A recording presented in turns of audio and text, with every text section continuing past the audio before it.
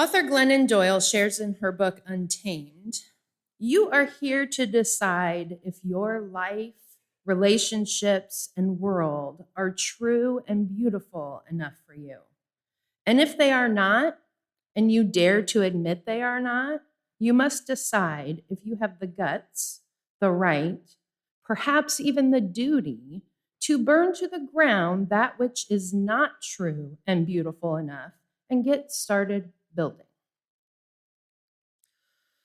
So I just want to share a little bit about myself with those of you that don't know me as well. And maybe you do, and maybe I haven't shared this with you, but I grew up Lutheran.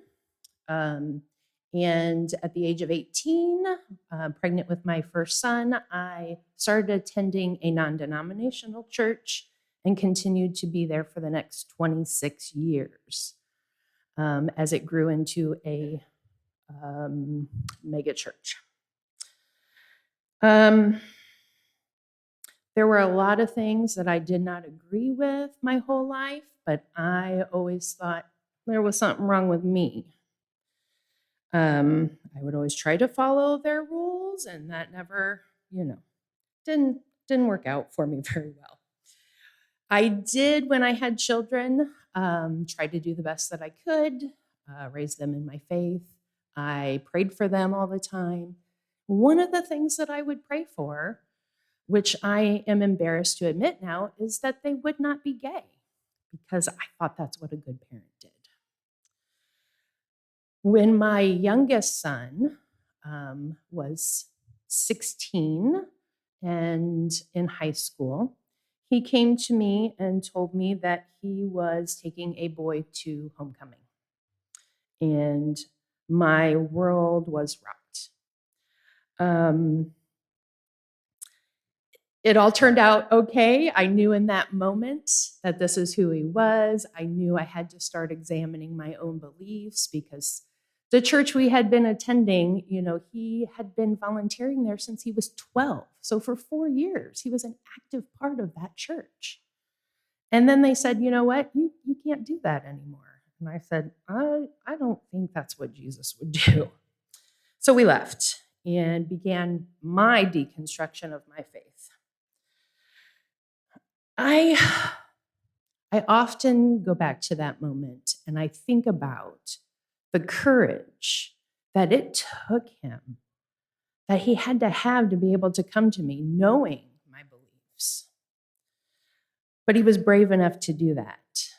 And our family is better because of it. I am a better person because of it. It ultimately led me to this church. I didn't even know the UU Church existed prior to that.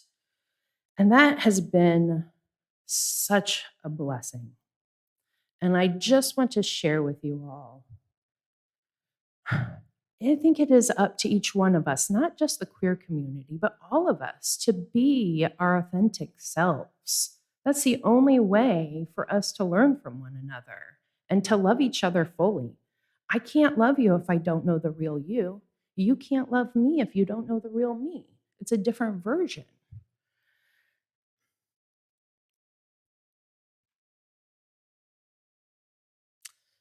Yeah.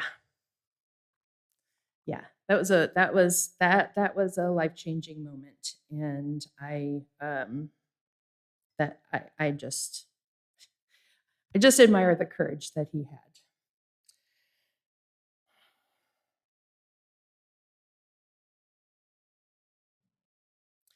Poet, artist, activist Alok, if any of you are familiar with Alok. Authenticity, Alok says, authenticity is a courageous act. Committing to authenticity will be difficult, unruly, and frustrating. People who claim to love you may only love their version of you, not your true self. Asserting your true self and undertaking the difficult yet beautiful process of self-creation is a courageous and necessary act. Now, I know that there are some of you here who don't fall under the rainbow umbrella, and maybe you're thinking, how does this apply to me? I think, though, if you're in this church, you're embracing the community.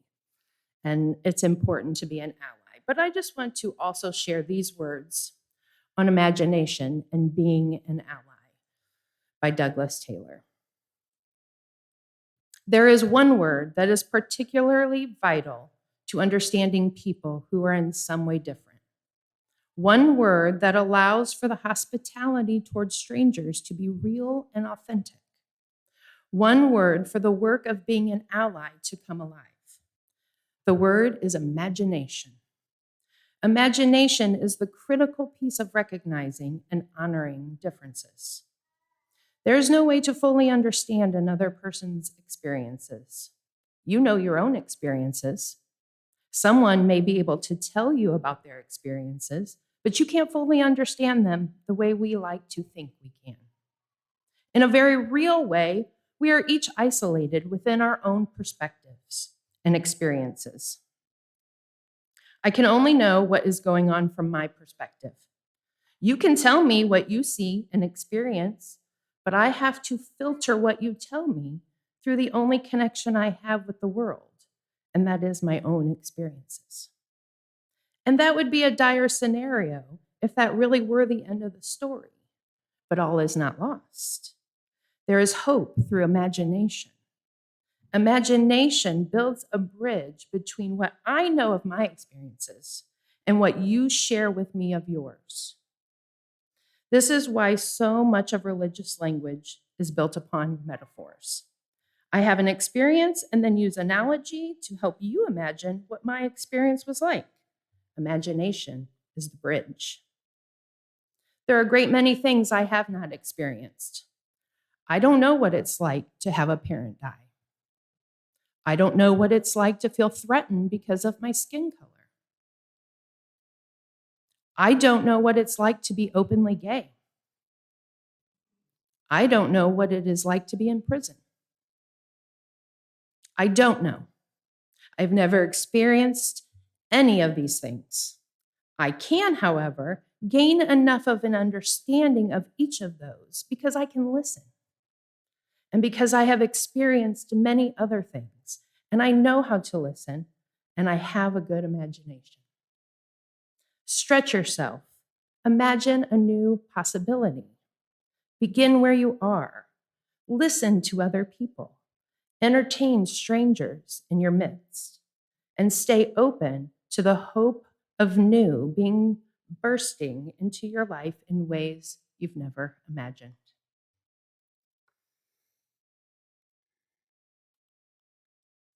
Now, at this time, we are going to form two lines. We are going to do a glitter blessing. So if you would like to receive a glitter blessing, you're going to let us know. First, let me read this first.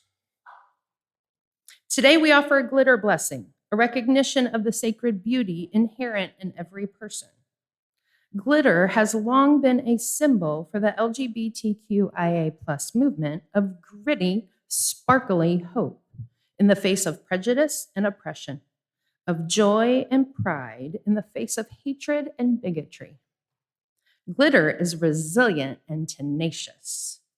The briefest beam of sunlight causes it to shine out even in the dustiest and dreariest of spaces, and its beauty comes from its brokenness.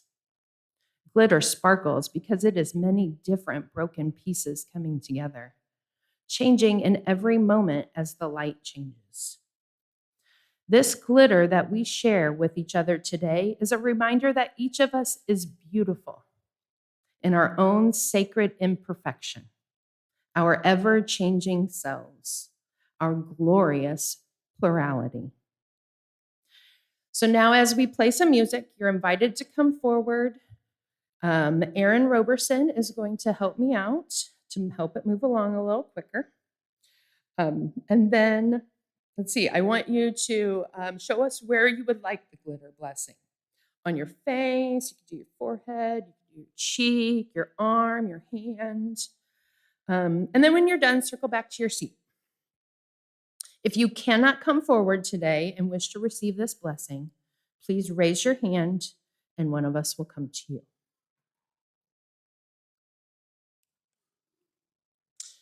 Sherry, do you mind playing a little music while we do this?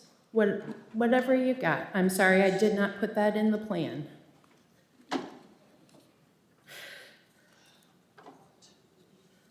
And I'll ask Aaron to come forward now, too.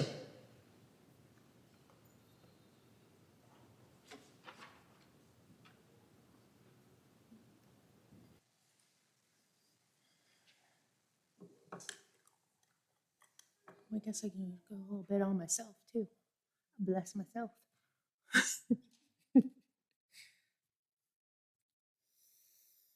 I invite you to pause with me as we come to the close of this ritual. Look around at all the beautiful, shining faces that surround you. At the amazing thing that is our blessed bodies gathered in this sacred space together. Everybody in this space and beyond is a holy thing. Every person a sacred being made of stardust. Take a moment now just to marvel at how extra glittery we are today, how fabulous we are.